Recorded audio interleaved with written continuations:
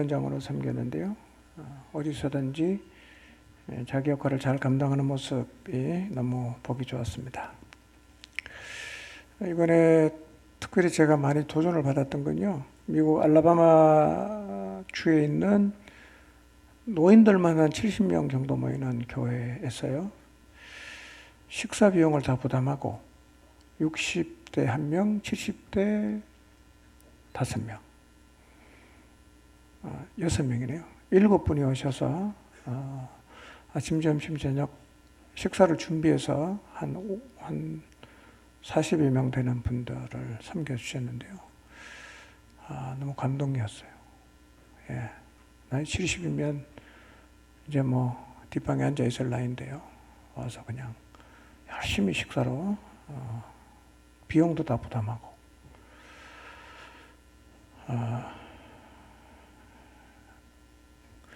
그런 감동이 오시는 분이 있습니까? 예, 그런 분이 있으면 우리도 팀을 꾸려갖고 한국에서 식자재 다 준비해서 가서 이렇게 섬겨주면 참 좋겠다 그런 생각을 했습니다. 이번 전략회의는 우리 교단 선교부를 짊어지고 갈 젊은 선교사님들이 모여서 서로 소통하고 연결하고 또 미래를 생각하는 그런 시간이었는데 참 의미 있는 시간이었던 것 같습니다. 사진 몇 장 제가 좀 보여드리겠습니다. 예. 여기 이 가운데 두 분 있죠? 가운데 두 분. 이분이 누구냐면 독일 드레스덴에 있는 이수용 선교사님 부부입니다. 이분 후원하는 목장이 있죠? 예, 제가 드레스덴에 잠깐 갔다 왔는데 유학생 교회인데요. 170명 모인답니다. 170명. 예, 그래서 2년 뒤에 제가 이 교회 가서 집회해 주기로 약속을 했는데 그날이 올 줄 모르겠습니다. 다음 사진. 여기 어디냐면 프랑스 파리에 있는 침례교회입니다. 파리에 한인교회가 많은데 건물을 가진 유일한 교회가 이 교회입니다. 이 교회에서 이번에 대회했던 수양관도 구입을 해서 많은 이 분들을 섬기고 있는데요. 유학생들은 헌금을 안 하거든요. 참 어렵습니다. 그런데 참 큰일을 해내셨는데 본당 강단입니다. 다음 사진. 여기가 이제 수양관 안에 이번에 전략회의였던 장소입니다. 다 연결했죠. 그 뒤에 보면 빨간 옷 앞치마하고 있는 분 있죠. 이분들이 알라바마에서 오신 분들입니다. 한미 부인이라 그래요. 한미 부인, 한미 가족. 군인 가족들이죠. 그래서 결혼해 사시는 분들인데요. 참 대단하다는 생각이 들었어요. 노인만 70명 있는 교회에서 이런 일을 하는 게 보통 일이 아니거든요. 이게 벌써 마음이 이게 열려 있으니까 이런 일을 할 수 있는 겁니다. 다음 사진요. 네. 일정 중에 하루가 이제 파리 관광하는 시간이 있었는데요. 이게 베르사유 궁전 앞에서 우리 육진 선교사님하고 사진 찍었습니다. 자, 파리로 가지 마시고 한국으로 오시기 바랍니다. 그곳에 가 있으면서도 119가 이제 얼마 안 남았으니까 저는 늘 생각을 많이 했는데요. 생각하면서 기도한 게 하나님이 기적을 주시기를 기도를 많이 했어요. 왜냐하면 우리 열심히 해봤지만 잘 안 되잖아요. 그죠? 설교 잘한다고 되겠어요? 하나님 기적이 일어나야 됩니다. 앉아있어도 들려야 되고요. 마음이 열려야 되고요. 마음이 움직여야 되는데요. 그 사람이 할 수 있는 건 아니에요. 하나님만 할 수 있어요. 그걸 우리는 기적이라고 부르죠. 그런 기적이 이번 119 때 일어나도록 우리가 이제 2주 남은 동안 영적으로 밀리지 않고 열심히 하나님 앞에 기도하게 되기를 바랍니다. 예, 우리 자신을 의지하지 말고 믿지도 말고요. 누굴 믿어야 됩니까? 성령의 역사를 믿으십시오. 예, 그분이 하셔야 되는 거죠. 오순절. 뭐 그 사람이 그 사람이에요. 근데 성령이 일하시니까 엄청난 일이 일어나지 않습니까? 그걸 갈망해야 됩니다. 성령님이 해주십시오. 그것만이 희망입니다. 예. 그래서 복음이 여전히 사람을 구원할 능력이 있다는 사실을 우리가 이번 119를 통해서 다시 한번 확인하게 되기를 바랍니다. 자, 지난주 말씀 잠깐 상고하겠습니다. 자, 지지난주죠? 설교 제목 읽어볼까요? 시작. 예, 모든 교회를 향해서지만 특별히 빌립보 교회를 향한 바울의 가장 간절한 바람이 뭐냐면 그들이 주님 안에 굳건히 서 있는 거예요. 이게 바울의 가장 간절한 바람이었어요. 예. 17절을 보면 바울은 빌립보 성도들에게 나를 본받아라 이렇게 말을 하는데요. 이 말은 내가 완벽하다 그런 의미는 결코 아닙니다. 이런 얘기입니다.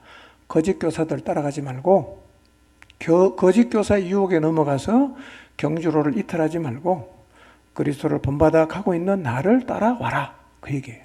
나를 따라와라. 이런 얘기를 사실은 빌립보 교회에서만 하는 건 아니고요. 그가 개척한 모든 교회를 향해서 바울은 이런 마음을 갖고 있었어요. 왜냐하면 거짓 교사가 너무 많았거든요. 특히 유대주의자들이 굉장히 많았습니다. 그래서 우리가 예수님을 본받아 살려고 하지만 사실은 예수님이 잘 안 보이죠? 누가 보입니까? 우리 앞에 있는 사람이 보인단 말이에요. 여러분, 교회를 나오는 사람의 거의 100%가요. 예수님이나 하나님 보고 나온 사람 없습니다. 누구 보고 나오는지 아세요? 옆에 있는 친구 보고 나오고 가족 보고 나옵니다. 쟤 보니까 뭔가 있는 것 같다. 이래서 나오지요. 막 하나님을 찾고 싶거나 이래서 나오는 사람 거의 없습니다. 내 뒤통수를 보고 오는 거죠.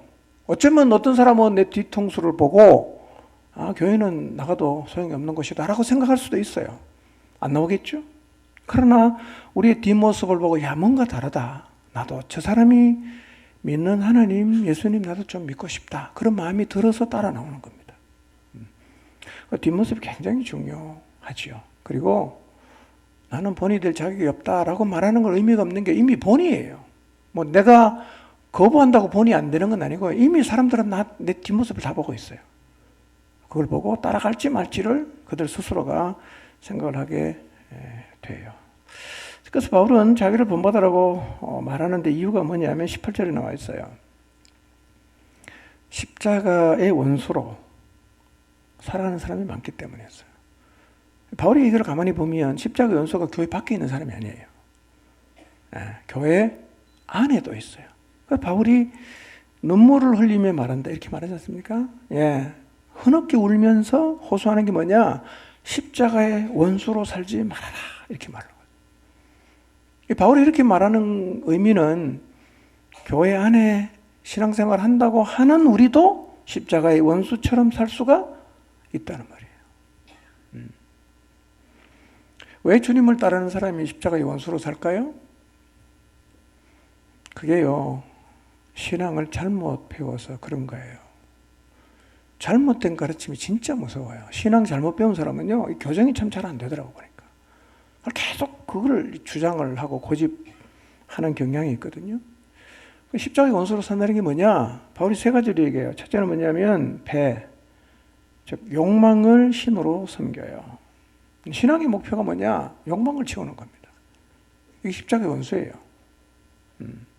돈 버는 게 목적, 성공하는 게 목표. 이게 다 십자가의 원수로 욕망을 신으로 섬기는 모습입니다. 욕망을 채우는 종교를 가진 사람이 적지 않아요. 두 번째는 그들의 영광은 부끄러움이에요. 이들이 자랑하는 게 뭐냐? 힘으로 착취하고 억압하고 죄짓고 사라질 세상을 가진 것을 굉장히 영광으로 생각해요. 누가요? 십자가의 원수로 사는 사람이 이렇게 산다는 거예요. 영광이 부끄러움이에요. 세 번째, 이들은 뭘 생각합니까? 땅의 일만 생각해요. 여러분, 땅의 일만 생각한다는 게요, 이게 굉장히 쉬운 겁니다. 왜냐하면 우리가 믿음의 길을 걷지만 땅에 살고 있잖아요. 한참 가다 보면요, 온통 어디를 봐도 땅의 것만 보이죠. 그러니까 잠식이 되는 거예요. 그걸 추구하게 된단 말이에요. 땅에 살지만 하늘이 보이면 땅을 추구 안 하겠죠? 근데 하늘이 안 보이니까 보이는 걸 결국은 우리가 추구하게 되는데요. 그래서 우리는 땅에 살지만 어디를 볼 수 있어야 되느냐? 하늘을 볼 수 있어야 됩니다. 하늘이 보이면 땅을 추구 안 해요. 하늘 어떻게 보죠? 하늘을 볼 수 있는 유일한 방법은 두 가지예요. 기도하면 하늘이 보여요. 말씀을 읽으면 하늘이 보입니다. 이 두 개 덮어놓고 살면 하늘이 안 보여요. 어떻게 살까요? 땅의 일만 생각하며 삽니다. 그래서 땅의 일을 생각하고 땅의 일을 추구하며 사는 것이 십자가의 원수로 산다는 의미입니다. 자, 우리는 그렇게 살면 안 되죠. 이유가 뭐냐? 20절을 보십시오. 우리는 하늘 시민이잖아. 땅에 살지만 하늘 시민권을 갖고 있어요. 그러니까 땅의 것을 목을 빼고 쳐다보지 말고 우리는 어디를 목을 빼고 쳐다봐야 됩니까? 하늘을 목을 빼고 쳐다보며 살아야 돼요. 그렇게 살아야 되는 이유가 뭐냐? 21절. 그분이 오시면 고린도전서 15장은 부활의 날 이렇게 말합니다. 부활의 날에 어떤 일이 벌어지냐? 우리의 낮은 몸이 영광의 몸으로 변한다는 거예요. 예수 그리스도께서 가진 영광의 몸으로 우리 몸을 변화시켜요. 이게 뭐예요? 우리의 소망이에요. 그러니까 우리는 자꾸 땅의 일에 함몰되지 말고 어디를 쳐다보면 살아야 되느냐? 하늘을 쳐다보고 하늘을 목을 빼면서 기다리고 살아야 된다는 거예요. 4장 1절. 바울은 빌립보 교회 성도들을 네 가지로 수식합니다. 나의 사랑이다. 내가 사모하는 형제다. 나의 기쁨이다. 나의 면류관이다. 이렇게 말을 해요. 사랑하고 사모하고 기쁨이고 면류관이다. 이렇게 소중한 빌립보 성도들을 향해서 하는 권면이 뭡니까? 주 안에 서라는 거예요. 주 안에 서라. 이 서라는 말이 원문의 뜻은 굳게 서라 이런 말이에요. 굳게 서라, 굳건하게 서라 그런 말인데요. 원래 이 말은 전쟁터에서 군인들이 무장한 채로 뒤를 돌아보지 않고 앞으로 전진하는 것을 말하는데 빌립보서 3장에서는 바울은 지금 우리의 신앙의 여정을 올림픽 경주에 비유가 있거든요. 그러니까 여기서 굳게 서라는 말은 트랙을 벗어나지 말고 목표를 향해서 계속 달려가라 그런 말이에요. 경주로를 벗어나지 말고 계속 달려가라. 그게 바울의 가장 간절한 바람이었어요. 저도 똑같은 바람입니다. 지금 여기서 바울이 말하는 것은 이 경주로를 벗어나는 위험이 어디에 있다고 말하고 있습니까? 거짓 교사에게 있다고 말하는 거예요. 잘못된 가르침. 여기 포커스를 맞추고 거짓 교사를 조심해라. 그래서 내가 보낸 사람 얘기만 들어라. 디모데 말을 들어라. 에바브로디도 말을 들어라. 그렇게 말하죠. 왜냐하면 거짓 교사 하도 많으니까.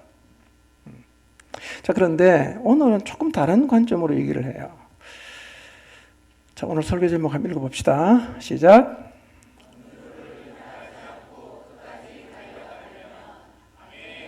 한 번 더 읽어볼까요? 시작.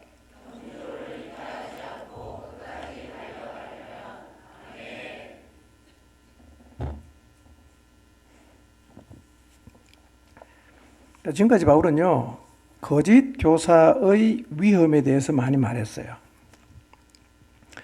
거짓 교사 조심해라. 디모데 말만 들어라. 내가 보낸 사람 에바브로디도의 말만 들어라. 이렇게 말을 했는데요. 오늘 본문은 거짓 교사 말고 우리를 경주로에서 이탈하게 하는 게 또 있다는 거예요. 거짓 교사 문제 말고 우리 안에 경주로를 이탈하게 만드는 게 또 있다. 그 네 가지를 얘기하고 있어요. 그 네 가지. 여러분, 믿음의 길을 달려가다 보면 그 믿음의 경주로에서 벗어나게 하는 일들을 겪게 돼 있어요. 여러분, 우리가 십자가를 지고 주님을 따라갑시다라고 말하는데 동의 안 할 사람 있습니까? 없죠? 너무 당연한 얘기죠. 우리가 십자가를 지고 주님을 따라가자. 여기 반대하면 그건 불신자죠. 당연히 동의합니다. 그런데 그 말에 동의하는 것하고 그다음에 실제로 십자가를 지고 주님을 따라가는 건 완전히 다른 얘기예요. 완전히 다른 얘기예요. 사람들은 내가 십자가를 지고 주님을 따라간다는 말에 동의를 했기 때문에 마치 자기가 그 길을 걸어가고 있다고 생각하는데요. 아니요. 그거는 완전히 딴 얘기입니다. 딴 얘기예요. 동의를 했지만 전혀 안 가고 있을 수 있어요. 자, 그러면 십자가의 길이 뭡니까? 십자가의 길을 간다. 그게 뭘까요? 우리의 삶에서 경험하는 크고 작은 일들이 있어요. 어쩌면 많은 경우는 그게 십자가와는 별로 관련이 없어 보여요. 문제는 뭐냐? 우리가 거기에서 넘어진다는 거예요. 십자가의 길과는 아무런 상관없는 데서 자빠지는 거예요. 그 위험에 대해서 오늘 바울이 얘기를 합니다. 그러니까 이런 얘기입니다. 일상에서 우리가 겪는 모든 일은 십자가의 길과 상관이 없지 않습니다.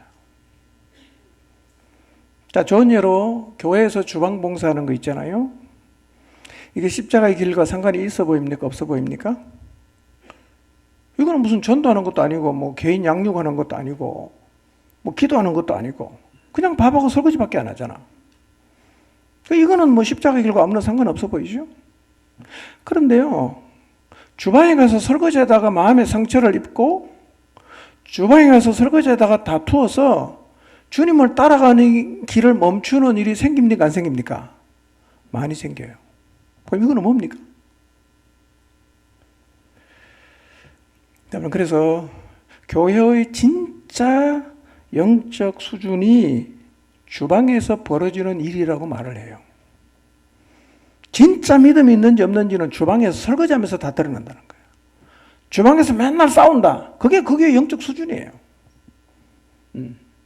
그게 나라는 존재가 거기서 나타나는 거죠. 여러분 주방에서 어떤 마음으로 봉사하세요?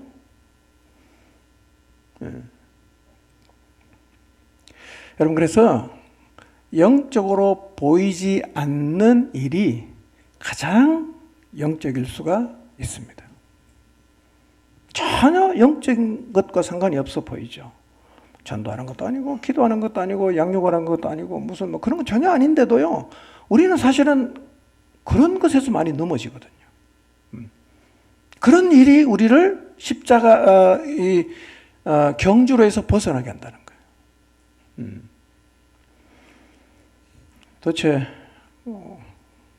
어떤 일인가? 그런 일들은 어떻게 극복할 수 있는가를 한번 살펴보겠습니다. 네 가지 얘기하는데요. 첫 번째 2절을 보겠습니다. 시작. 내가 유오디아를 권하고 순드게를 권하노니 주 안에서 같은 마음을 품으라. 예, 첫째로 우리가 경주로를 이탈하게 되는 문제가 뭐냐면 마음이 나누어지는 문제예요. 마음이 나누어지는 거. 여러분 마음이 나누어지는 것은 잘못된 가르침의 문제가 아니에요. 무슨 문제입니까? 관계에서 생기는 문제예요. 관계에서. 그러니까 같은 목표를 향해서 손잡고 경주로를 달려가다가 마음이 나누어질 수가 있다는 거예요. 이거는 거짓교수의 문제가 아니에요. 왜 마음이 나눠질까요? 뭐 이유는 많겠죠. 수준이 다르고 생각이 다르고 경험한 바가 다르고 영적인 상태가 안 좋고 여러 이유가 있을 거예요. 여러분 그래서 함께 경주로를 달려가다가 마음이 딱 나눠지면서요. 딱 멈춰서죠. 그걸 경주로를 벗어나는 거예요. 나 안 간다. 이런 일은 비일비재하게 일어나지 않습니까? 혹시 여러분 함께 달려가다가 동료와 마음이 나누어지면서 난 안 해. 그리고 멈춰섰거나 아니면 아예 경주로를 벗어나 있지는 않는가를 한번 생각해 보시기를 바랍니다. 마음이 딱 나눠지면요. 영적으로 힘이 쫙 빠지는 거예요. 반드시 주춤거리게 되어 있습니다. 하나님과의 관계도 흐트러지게 돼요. 이 마음이 나눠지는 건 심각한 문제입니다. 근데 아무도 모르고 나 혼자만 알 수가 있어요. 소수의 사람만 알 수가 있어요. 이 마음이 나눠지는 문제가 심각하기 때문에요. 바울이요, 이 빌립보서는 개인에게 준 게 아니라 공동체에 준 공개 서신이에요. 거기에서 실명을 밝히는 거예요. 요디아, 순두계. 쉬운 일일까요? 여러분, 제가 여러분에게 어디 가서 편지를 보내면서 두 사람의 실명을 거론하면서 야들아 제발 같은 마음으로 좀 가져라 이렇게 적으면 기겁하지 않겠어요? 오히려 시험 들지 않겠어요? 바울이 지금 그렇게 적고 있다는 거예요. 실명입니다. 다 읽는 거예요. 온 교인이 다 읽는 편지에 요디아와 순두계라는 실명을 딱 거론하면서 주 안에서 같은 마음을 품어야 된다 라고 지금 얘기를 하고 있다는 거죠. 무슨 의미일까요? 나만의 문제로 생각하고 있는 이 마음이 나누어진 채로 가는 게 본인에게도 공동체에도 아주 나쁜 영향을 미친다는 거예요. 적은 문제가 아니라는 거죠. 그러니 실명을 거론하면서 같은 마음을 품어야 된다라고 지금 바울이 권면하고 있는 겁니다. 근데 지금 다른 마음을 품고 있는 요디아와 순두계가 어떤 사람인가? 3절에 이렇게 말해요. 복음에 나와 함께 힘쓰던 여인들, 이렇게 말해요. 복음에 나와 함께 힘쓰던 여인들이다. 그러니까 이 두 여인은요, 이 빌립보 교회를 위해서 굉장히 힘쓰던 여성 지도자들이에요. 근데 두 명의 지도자가 서로 마음이 지금 나눠진 거예요. 비겁거린 거예요. 이 말은요, 마음이 나누어지는 문제는 누구에게나 찾아올 수 있는 문제라는 거예요. 이 문제에서 완전히 자유한 사람은 없어요. 지도자도 이 문제 앞에 걸릴 수 있고요. 열심을 품고 섬기는 사람도 이 자리에 설 수가 있어요. 근데 지금 바울이 두 여성 지도자의 이름을 언급하면서 분열을 이야기하는 걸 보면 이 빌립보 교회 안에 여성의 영향력이 굉장히 컸다는 걸 알 수 있어요. 우리 교회도 여성의 영향력이 큽니까? 원래 교회는 여성의 영향이 커요. 왜냐하면 일단 숫자가 많잖아. 세상을 호령하는 것은 남자지요. 남자를 조성하는 것은 여자잖아. 여러분, 여자가 셉니다. 예. 근데 제가 그 얘기 하려고 하는 게 아니고요. 왜 이 빌립보 교회에 여성의 영향력이 이렇게 컸을까? 여러분, 빌립보 교회 최초의 교인이 누굽니까? 루디아잖아. 여자잖아. 그래서 이 빌립보 교회 안에는요, 여성의 영향력이 굉장히 컸던 것 같은데요. 중요한 건요, 영향력이 클수록 분열하면 영향이 커져요. 분열의 영향이 커집니다. 목장에 두 명이 그냥 뭐 초신자 두 명이 분열하는 거는 뭐 그렇게 힘든 문제는 아니죠. 잘 수습하면 돼요. 근데 굉장히 오래된 목자가 두 명이 딱 부딪혀갖고 마음이 딱 나눠진 채로 계속 간다. 이거는요, 알게 모르게 굉장히 나쁜 영향을 꾸준하게 미칩니다. 근데 더 큰 문제는 뭐냐면 이 두 사람이 분열된 상태가 오래됐다는 거예요. 지속이 됐다는 거예요. 두 사람의 다른 마음을 갖고 마음이 나누어진 것을 뭐 아마 에바브로디도가 전했을지 누가 가서 바울에게 인편으로 전하잖아요. 그때는 전화가 없으니까. 먼 길 가서 전했어. 근데 그 편지를 가지고 다시 돌아올 때까지 지금 요디아와 순두계는 마음이 여전히 나누어져 있었다는 거예요. 해결되지 않았다는 거예요.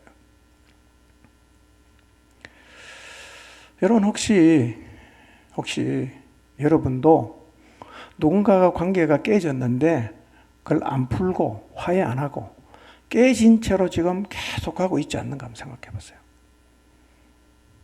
공동체 안에 지체일 수도 있고 부부 관계일 수도 있고 부자 관계일 수도 있고 깨진 채로 계속 갈 수 있어요. 그거는 영적으로 굉장히 치명적이에요.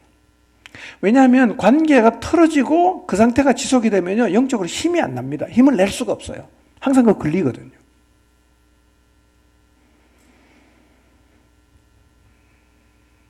아마 여러분이 누군가 반목하는 상태를 계속하고 있다면 틀림없이 영적으로 힘이 떨어졌을 것이고 아니면 경주로를 아예 벗어났을 수도 있어요. 그럼 뭘 해야 됩니까? 화해를 해야죠. 자, 그런데 이 요디아와 순두개가 지금 마음이 나눠졌잖아요. 왜 나눠졌을까요? 진리와 비진리의 문제, 죽고 사는 문제였을까요? 만약에 진리와 비진리의 문제라고 하면 바울이요, 주 안에서 같은 마음을 품으라고 당연히 말하지 않겠죠. 거짓 교사는 쫓아내라 그랬잖아요. 근데 쫓아내라는 말을 하는 게 아니라 주님 안에서 같은 마음을 품으라고 말하는 걸 보면 지금 요디아와 순두개가 반목하고 나누어진 이유가 진리와 비진리 문제가 아니라는 거예요. 그건 관계의 문제라는 거죠. 어떤 거였을까요? 정확히는 알 수는 없지만 오늘 우리의 관계 속에서 관계가 깨지는 걸 보면 아마도 배려를 받지 못한 서운함, 둘 중에 누군지는 모르지만 상대의 자존심을 상하게 했거나 이 정도는 이해할 줄 알았는데 이해를 해주지 않았기 때문일 수도 있고 혹은 상대를 용납하지 않았기 때문일 수도 있어요. 여러분, 요디아 순두개의 분열은 진리와 비진리가 원인이 아니었습니다. 관계 문제예요. 같은 경주로를 가면서 분열되는 거죠.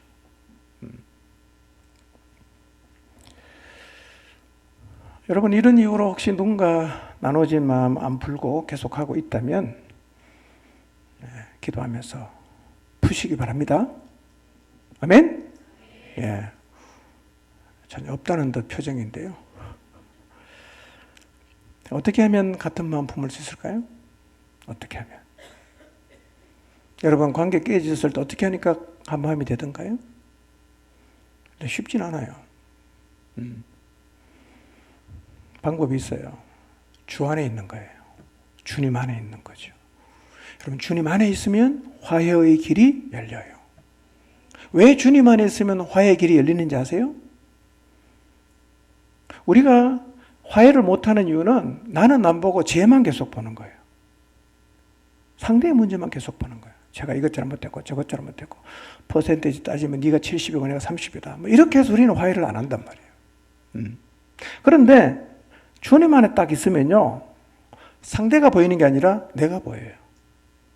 나를 본단 말이에요. 내 이기적인 모습이 보여요. 내 죄가 보이는 거예요. 내가 사랑받을 자격이 없는 자인 게 보이는 거예요. 근데 이런 나를 하나님이 용납해 주셨어요. 이런 나를 하나님이 괜찮다고 하세요. 나는 하나님 앞에 고개를 들 수가 없어요. 주님 이렇게 말씀하시는 거예요. 괜찮아. 고개 들어.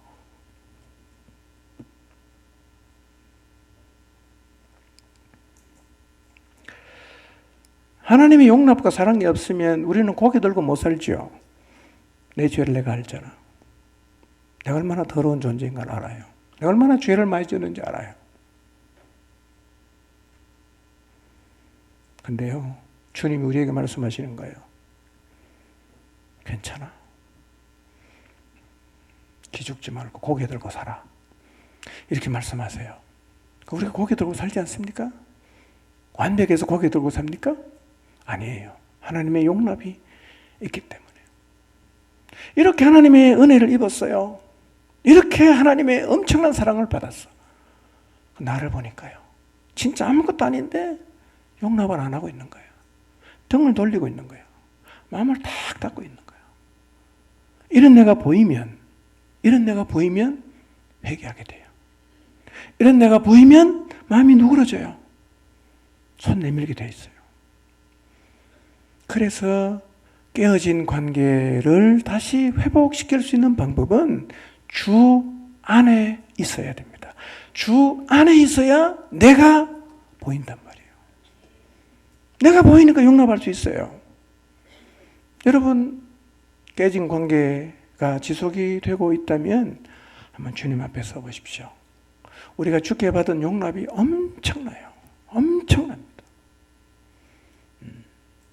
너무 하나님 앞에 죄송할 때가 있잖아요. 나만 부끄러울 때가 있잖아요. 저 이제 아무것도 못하겠습니다, 주님. 저는 도저히 하나님 앞에 고개를 들 수가 없습니다. 주님 뭐라 그럽니까? 나도 그렇게 생각해. 너 좀 나가 있어. 이렇게 말합니까? 여러분, 그렇게 아웃하면 우리 다 나가 있어야 돼요. 괜찮다 그러잖아. 괜찮아. 괜찮아. 다시 해.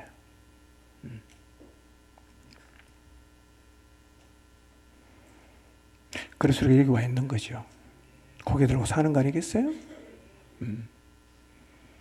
이 사랑이 흘러가면 돼요. 흘러가면 돼요.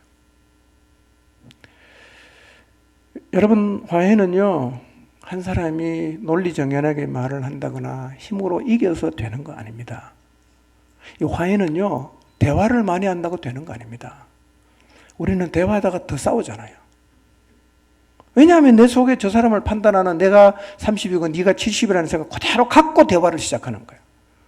그러다가 제가 자기 잘못 인정 안 하는 것 같으면 또 그냥 핏대 올리면 그냥 화해하려고 했다가 더 그냥 험하게 싸우고 돌아오게 되지 않습니까? 대화로 화해가 되는 게 아니에요. 화해는 언제 가능해집니까? 주 안에 있어야 되는 거예요. 내가 보여야 화해가 된단 말이에요. 내가 안 보이고 제가 자꾸 보이고 제가 얼마나 잘못했는가 그거를 골똘하게 생각하는 한에는 화해는 안 돼요. 주 안에 있을 때 화해가 된다는 사실을 기억하시기 바랍니다. 이 재밌는 표현은요, 내가 유오디아와 순두개를 권한다 이렇게 말해도 되잖아. 그죠? 유오디아와 순두개를 권한다 이렇게 말해도 돼요. 근데 뭐라고 말합니까? 유오디아를 권하고 순두개를 권한다 이렇게 말하는 거예요.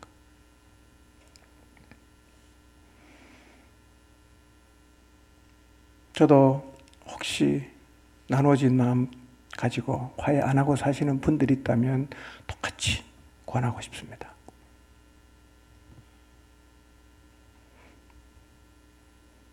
주님 안에서 같은 마음을 품으십시오. 한 마음을 갖지 못하면요, 경주자로 살 수가 없어요. 힘이 떨어지거든요. 여러분 누구랑 분열된 채로 살아보세요. 영적으로 힘이 안 납니다. 절대로 최고점을 찍을 수가 없어요. 자, 3절을 봅시다. 시작. 또 참으로 나와 멍에를 같이 한 내게 구하노니 복음에 나와 함께 힘쓰던 저 여인들을 돕고 또한 글레멘드와 그 외에 나의 동력자들을 도우라. 그 이름들이 생명책에 있느니라. 바울이 이렇게 말합니다. 참으로 나와 멍에를 같이 한 내게 구한다. 나와 멍에를 같이 메고 간 너에게 부탁한다. 뭘 부탁합니까? 복음에 나와 함께 힘쓰던 그러나 지금 분열되어 있는 저 여인들을 도와줘라. 도와줘라 그럽니다.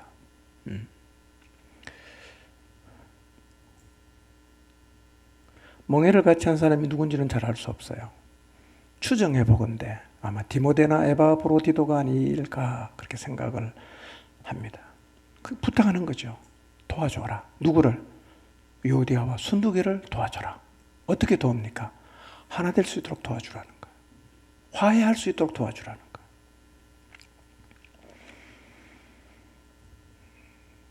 거예요. 바울은 자기와 멍에를 같이 한 사람에게 두 사람의 분열의 문제를 해결해서 교회가 더 이상 이 일로 인해서 타격을 받지 않게 할 것을 요청하고 있어요.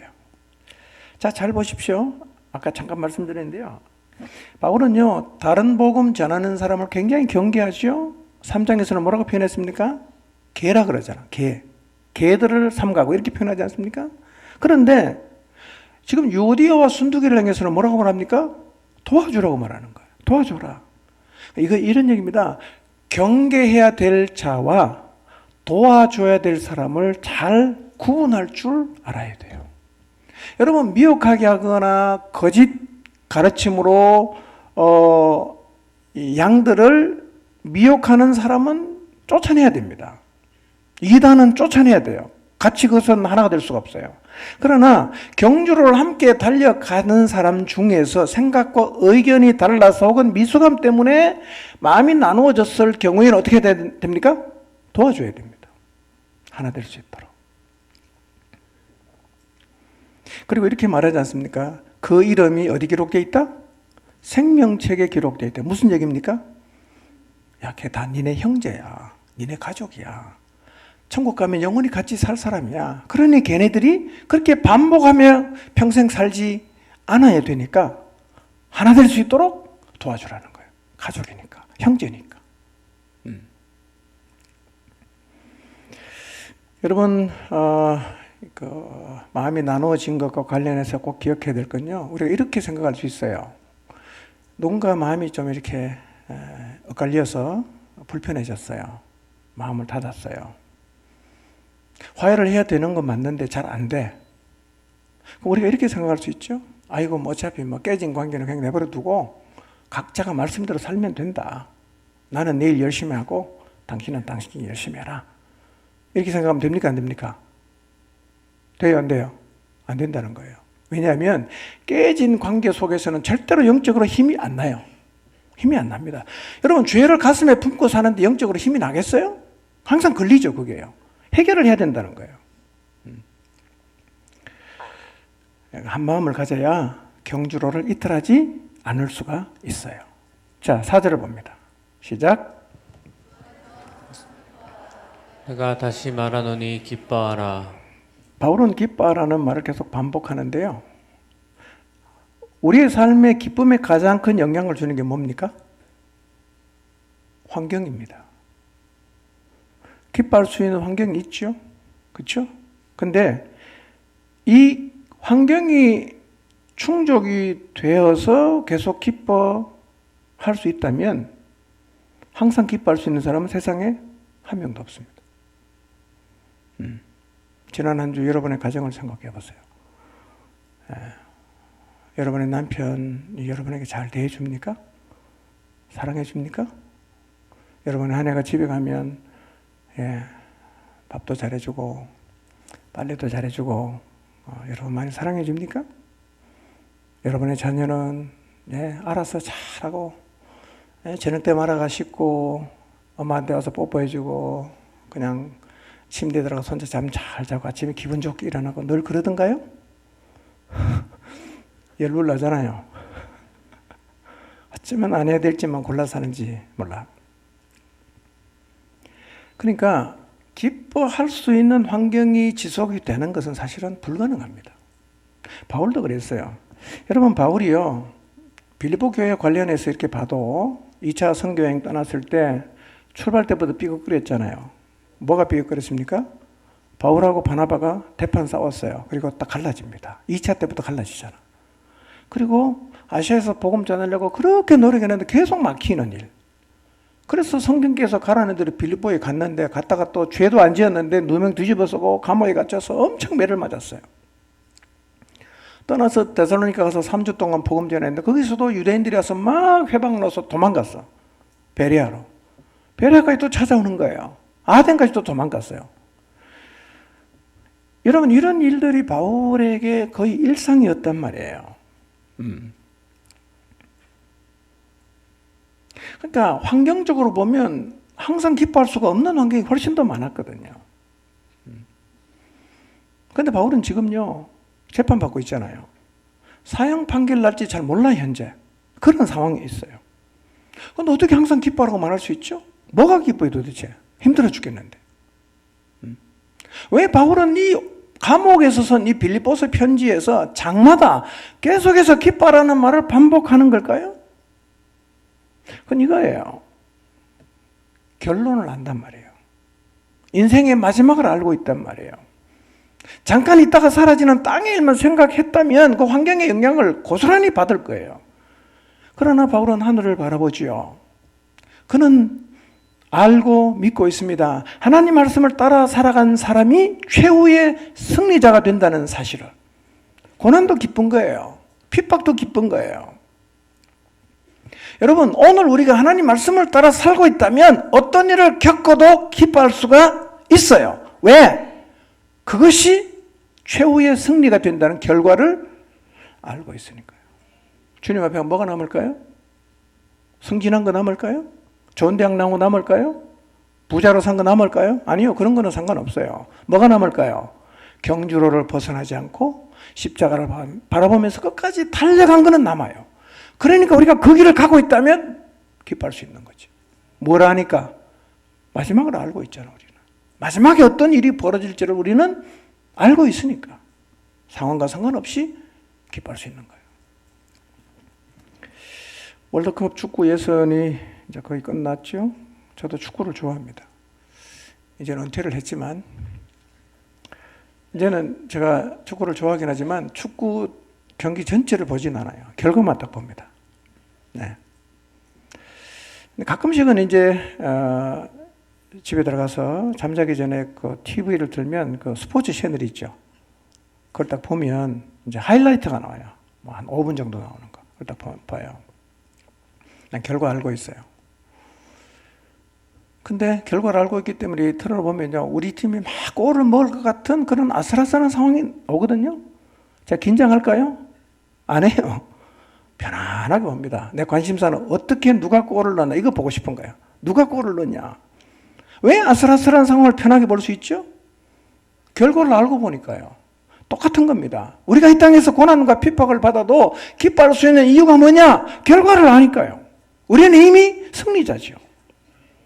상황과 상관없이 기뻐할 수 있는 충분한 이유가 우리에게 있어요. 그래야 우리가 기뻐해야 경주로를 이탈하지 않을 수가 있어요. 세 번째, 5절입니다. 읽어봅니다. 시작. 너희 관용을 모든 사람에게 알게 하라. 주께서 가까우시니라. 여러분, 우리가 표대를 향해 달려갈 때 가져야 되는 중요한 태도가요, 관용이에요. 관용. 이 관용은 기쁨을 유지하는 데도 굉장히 영향을 미쳐요. 칼빈은 관용을 이렇게 정리했어요. 어려움을 당해도 쉽게 동요하거나 넘어지지 않고 평정을 유지하는 영적인 인내. 영적인 인내. 이걸 관용이라고 표현했고요. 켄트라는 사람은 자신의 당연한 권리를 포기하고 다른 사람을 향한 너그러운 태도를 관용이라고 그랬어요. 관용. 자, 나는 관용이 있는 사람인가를 한번 생각해 보십시오. 나는 관용이 있는 사람인가?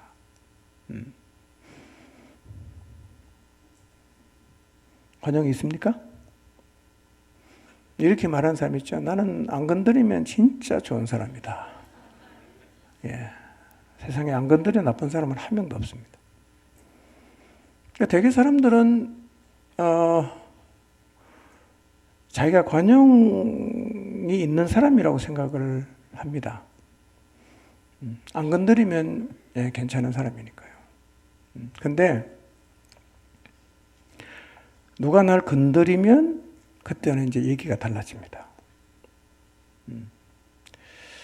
손해를 보면 발끈하고 화를 내요. 손해를 보면. 그거 절대로 안 넘어갑니다. 밝혀야 돼요. 삼자대면 해야 돼요.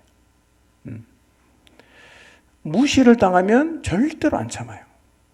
네가 나를 무시했어? 이러고 이제는 죽기 살기로 덤벼드는 겁니다. 공평하지 않다거나 내 권리를 누가 침해했다는 생각이 들면 바로 공격합니다. 그럴 때 우리는 이렇게 생각합니다. 이게 정의다. 이게 정의다. 라고 생각해요. 그래서 정의의 이름으로 무관용의 태도를 보여요. 되게 정의롭다는 사람이 다 사나운 사람들입니다. 무서운 사람이에요. 여러분, 교회 안에서 정의를 주장 안 해도 괜찮아요. 복음 안에 이미 우리는 그건 기본에 깔고 시작하는 겁니다. 여러분, 정의를 주장하면서 무관용의 태도를 보이고 있지 않은지를 잘 볼 필요가 있어요. 요대와 순두개는요, 복음에 힘쓰던 여인이었죠. 교회 지도자였습니다. 근데 관용이 부족했어요. 마음이 나누어졌죠. 이런 일은 오늘날 우리의 삶에서도 쉽게 일어날 수 있는 문제입니다. 열심히 주님을 따라가도요, 이 관용이 부족하면 상처를 줄 수도 있고 받을 수도 있어요. 여러분, 목장 안에서 혹은 여러분의 가정 안에서 관용을 베푸는 사람인지 관용이 없는 사람인지 한번 잘 생각해 보시고 정직하게 한번 자신을 돌아보게 되시기를 바랍니다. 나는 늘 정의라는 이름으로 상대를 용납하지 않고 응징하고 있지 않는가?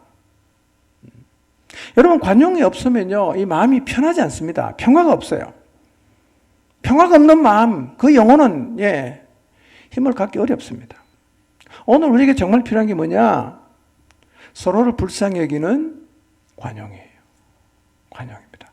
여러분, 목장에서 너무 정의롭지 마세요. 예, 오해 없이 들으시기 바랍니다. 너무 정의를 주장하지 마세요. 그건 다 기본으로 깔고 있어요. 예.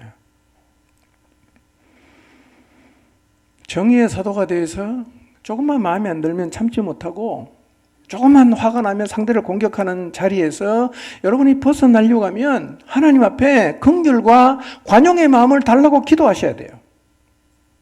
마태복음 5장 7절 한번 볼까요? 읽습니다. 시작. 긍휼히 여기는 자는 복이 있나니 그들이 긍휼히 여김을 받을 것이며. 누가 복이 있다고요? 긍휼히 여기는 사람이 복이 있어요. 너그러운 사람이 복이 있어요. 관용하는 사람이 복이 있어요. 들이받는 사람이 복이 있다고 말하질 않아요. 관용을 베푸는 사람, 인내하는 사람, 다른 사람을 너그럽게 대하는 사람이 복 있는 사람입니다. 야고보서 2장 13절 한번 볼까요? 시작.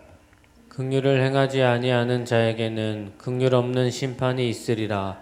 긍휼은 심판을 이기고 자랑하느니라. 이게 사실은 무슨 얘기예요? 내가 남에게 관용을 베풀지 않으면 나도 관용 없는 심판을 받아요. 심판을 이기는 게 뭡니까? 긍휼이에요. 관용이에요. 여러분, 상대를 늘 심판하지 말고 너그러이 대하시기 바랍니다. 예. 목장에서 정의의 사도가 되지 마십시오. 이런 말을 많이 하세요. 괜찮아. 괜찮아. 나도 옛날에 그랬어. 괜찮아. 힘내. 이런 얘기가 필요해요, 여러분. 앞은 이렇고 뒤는 이렇고 넌 이거 잘못했고 뭐 회개 이런 얘기는 여러분 하시지 마세요. 그런 얘기는 좋은 얘기가 아닙니다, 여러분. 괜찮아라고 말해 주십시오. 어깨를 토닥 두드리면서 괜찮다, 괜찮다, 힘내라. 다시 시작하면 돼요. 이런 관용이 사람을 살리지 않겠어요? 너의 관용을 모든 사람이 알게 하라. 여러분, 가정에 가서도 여러분 남편에게 좀 관용하시고요. 여러분의 아내에게 관용하시고 자녀에게도 관용하십시오. 아이 마음에 안 들면 그냥 막 저주하고 이거는 여러분 아니에요. 여러분, 내가 자식을 저주할 때 제일 1번 피해자가 누군지 아세요? 나예요. 내가 하는 말을 내가 들어요. 저주하면요 내가 제일 피해를 보는 거예요. 관용하십시오. 기다려주세요. 바울이 말합니다. 너희 관용을 모든 사람이 알게 해라. 모든 사람이에요. 모든 사람. 모든 사람이 누굴까요? 함께 경주로를 달리는 동료일 수도 있죠. 그러나 동료 중에서 별로 좋아하지 않은 사람도 있잖아. 그 사람도 포함되겠죠. 교회 안 다니는 사람일 수도 있어요. 관용은 누구에게 베푸냐? 다 베풀어야 돼요. 왜 관용을 베푸냐? 이렇게 말해요. 주께서 가깝다. 이렇게 말해요. 주께서 가깝다. 이게 무슨 얘기입니까? 우리의 행위를 판단하시고 심판하실 주님이 곧 오실 거다. 그러니 너는 심판하지 말고 뭘 해라? 관용을 베풀어라. 긍휼을 베풀어라. 이렇게 얘기하고 있습니다. 최종 심판은 누가 합니까? 주님이 하는 거예요. 내가 심판자가 될 필요가 없어요.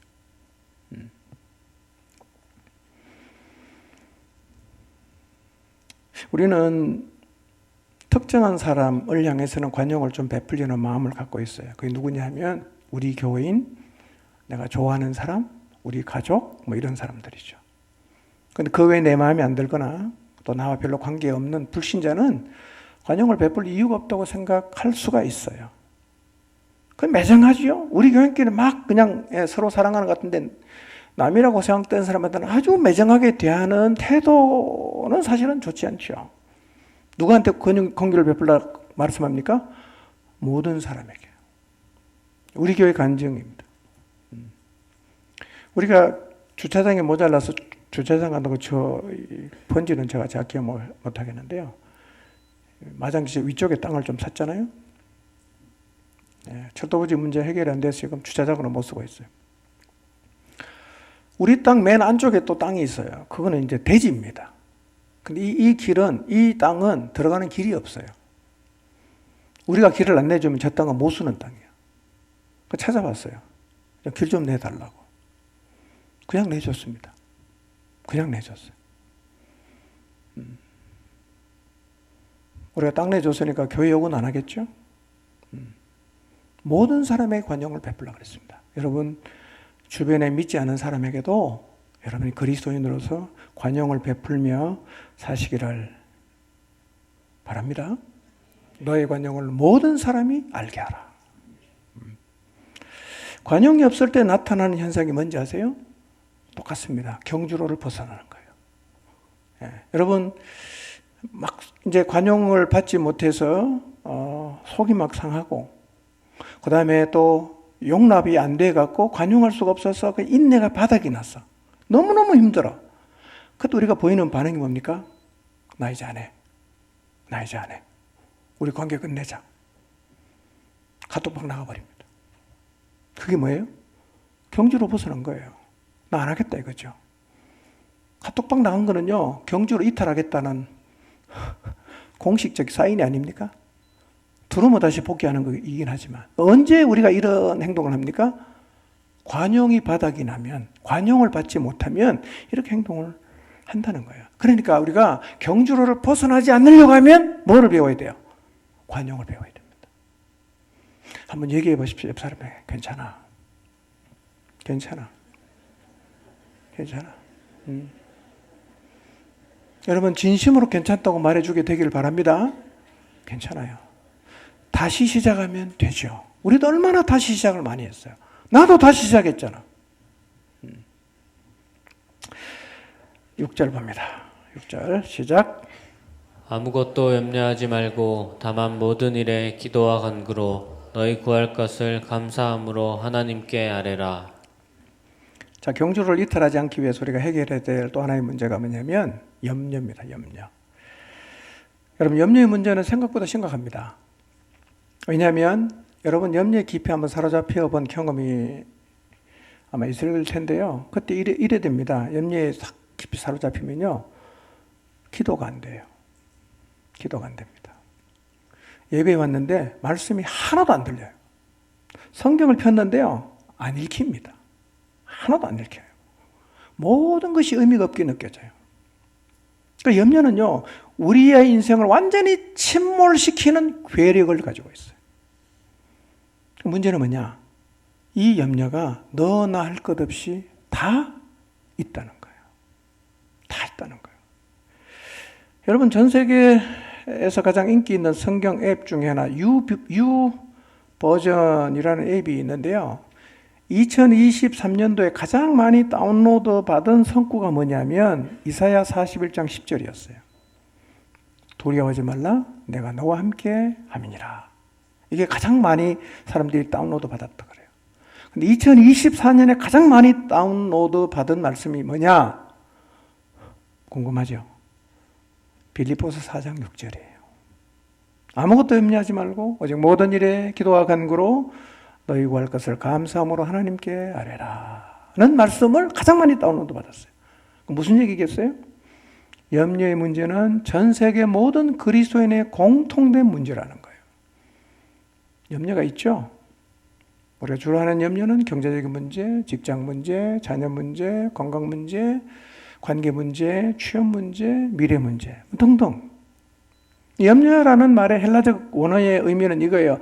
맹수가 먹잇감을 잡아놓고 목을 꽉 조르면서 잡아먹기 직전에 느끼는 고통. 이게 염려라는 말의 원어적 의미예요. 실제로요, 우리가 어떤 문제를 놓고 계속 염려하면요, 마치 누가 내 목을 꽉 움켜잡는 것 같아요. 너무 염려에 사로잡히면요, 나중에 숨이 안 쉬어집니다. 너무 힘들면 소화도 안 되고요. 염려는요, 우리 영혼과 육체를 병들게 하고 무너뜨립니다. 굉장히 심각한 거예요. 염려가 뭐냐? 염려는 실체가 이거예요.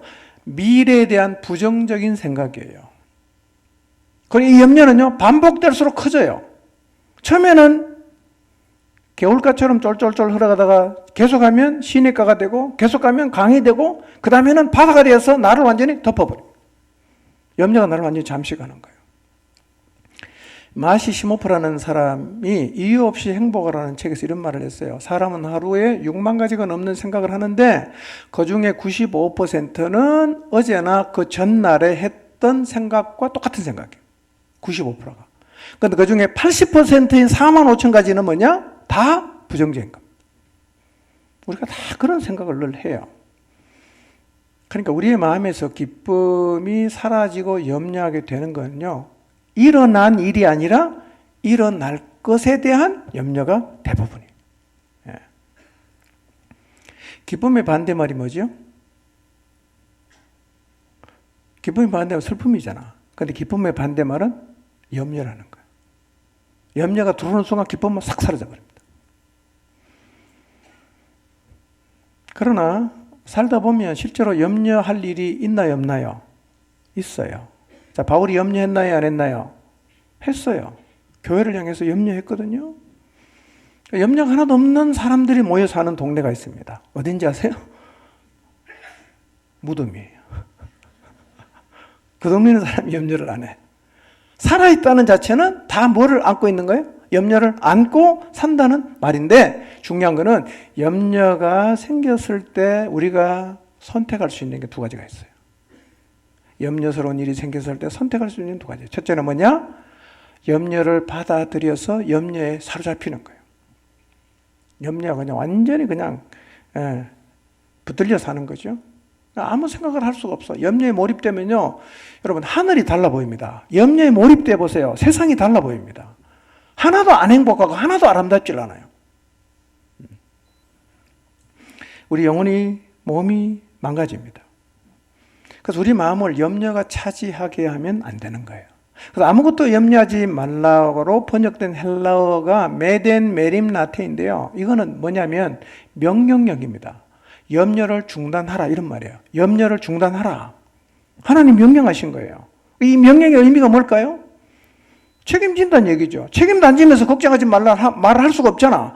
염려를 중단하라고 명령하시는 걸 보면 하나님이 우리 인생을 어떻게 하겠다는 거예요? 지켜주겠다. 책임지겠다. 그러니까 너 걱정하지 마. 이렇게 명령하시는 거죠. 사실은 염려는 불신앙입니다. 무슨 불신앙이죠? 하나님이 지켜주지 않을 것에 대한 불신앙이에요. 네.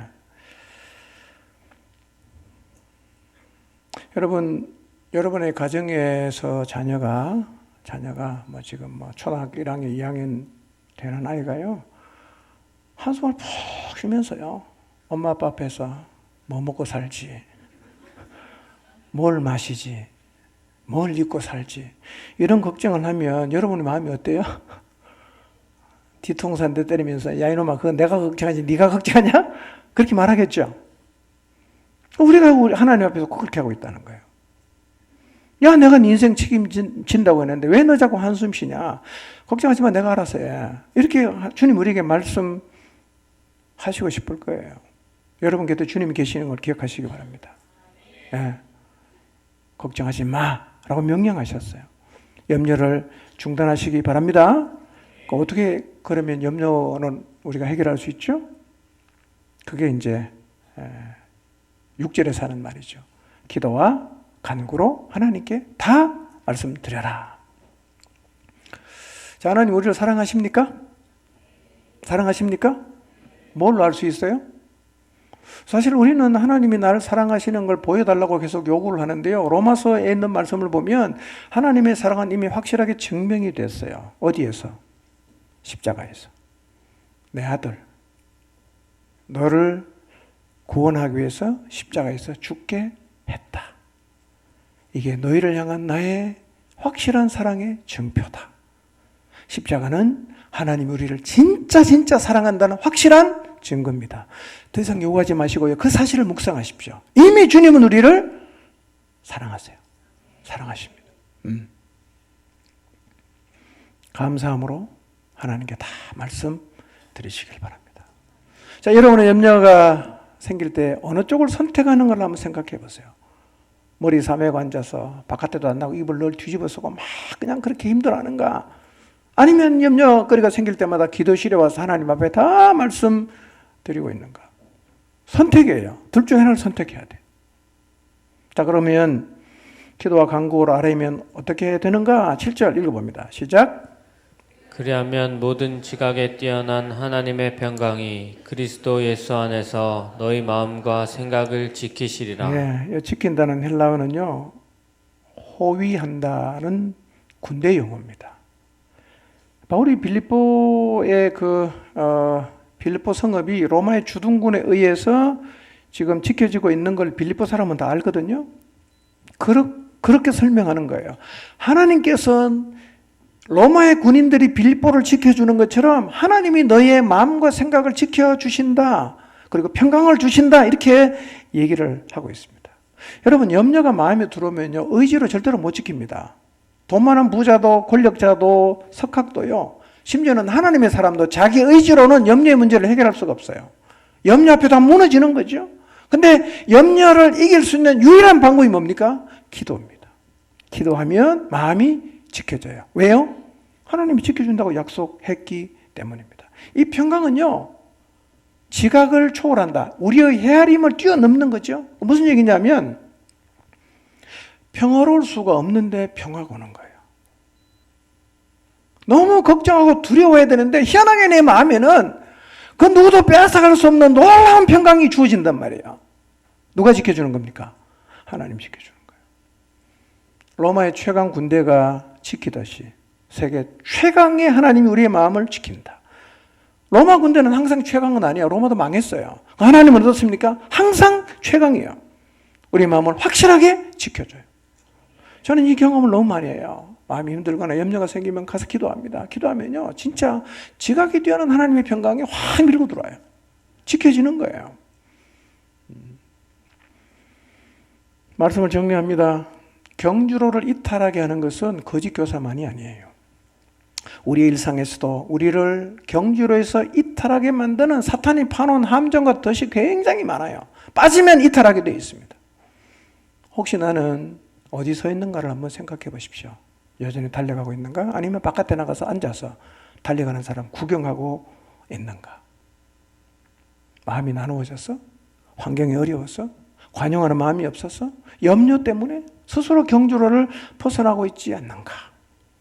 요즘 혹시 여러분의 마음의 속은 입을 열어 말할 때마다 더는 못 가겠다, 더는 의미가 없는 것 같다, 이런 말을 혹시 하고 있다면 여러분은 지금 트랙 밖에 나가 있는 거예요. 마음을 지키지 못하면요, 우리 스스로가 나가요. 내쫓는 게 아니라 스스로 나가는 거예요. 혹시 벗어났다면 돌아오시기 바랍니다. 인생 사는 동안 이 경주로를 이탈하고픈 마음은 자주 생길 수 있어요. 그래서 이 길에서 가장 중요한 게 뭐냐? 마음을 지키는 것입니다. 그리고 마음을 지키는 것은 뭘로만 가능합니까? 기도로만 가능해요. 이 기도함으로 늘 마음을 다잡고 혹시 경주로를 벗어나 있다면 다시 돌아와서 함께 손잡고 달려갈 길을 달려가게 되시기를 주님 이름으로 축원합니다. 기도합니다.